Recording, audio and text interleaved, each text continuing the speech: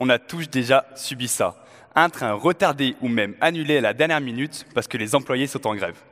C'est vrai, franchement, aujourd'hui, on est presque surpris quand notre train est à l'heure et que tout se passe bien. Alors vous allez peut-être me prendre pour un fou, mais laissez-moi vous montrer aujourd'hui que c'est peut-être une bonne chose que les contrôleurs notamment soient en grève. Alors comment c'est possible? Eh bien pour le comprendre, il faut que je vous explique comment fonctionnent les unités de base de la vie qui composent les êtres humains, les plantes, les animaux et même les contrôleurs, les cellules. Alors pour rester dans le thème, disons que notre cellule, c'est un train. Au sein de ce train, tout le monde a son billet à son nom, ce qui fait que chaque billet est différent.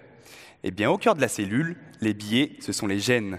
Ils sont tous différents, mais ils ont aussi tous un point commun, c'est qu'ils sont vérifiés par un contrôleur, le NMD. Lui, il y a quelque chose qu'il déteste par-dessus tout, ce sont les faux billets, c'est-à-dire les gènes mal formés. Il les traque et les repère pour les éliminer de manière violente en jetant les passagers en dehors du train. Alors bon, même s'il a peut-être un passé de videur de boîte de nuit, en soi, notre NMD, il fait du bon travail. Et ça, c'est le cas lorsque nous sommes en bonne santé. En revanche, dans un contexte pathologique, notamment lors du cancer, il a été montré que les patients chez qui le NMD ne fonctionnait pas correctement étaient les patients qui répondaient le mieux au traitement. Mais alors pourquoi?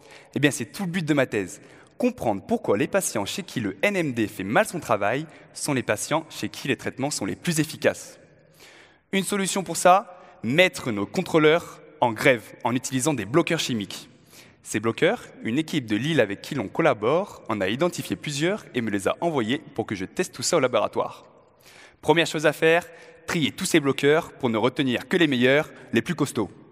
Puis, dans un second temps, j'ai remarqué que lorsque j'appliquais directement ces bloqueurs sur des cellules tumorales, les cellules qui composent la tumeur, eh bien ces dernières exprimaient beaucoup plus de signaux à leur surface. C'est génial, non?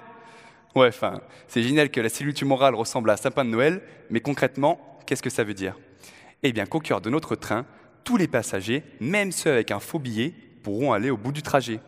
Alors là, autant vous dire que de voir arriver un train bondé au terminus, ça va attirer l'œil de nos policiers, les cellules immunitaires. Elles vont pouvoir repérer beaucoup plus facilement les cellules tumorales, mais elles auront peut-être besoin d'un petit coup de main pour les éliminer.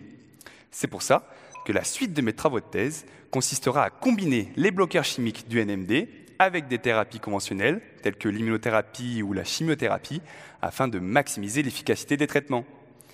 Vous l'aurez compris, la prochaine fois que vous voulez prendre un train en fraudant avec un faux billet, il suffit de tomber sur un contrôleur qui fait mal son travail et vous pourrez aller au bout de votre trajet. En revanche, souvenez-vous bien que ce n'est pas parce que vous aurez passé ce premier contrôle que vous serez tiré d'affaire. Bravo, merci Mathis.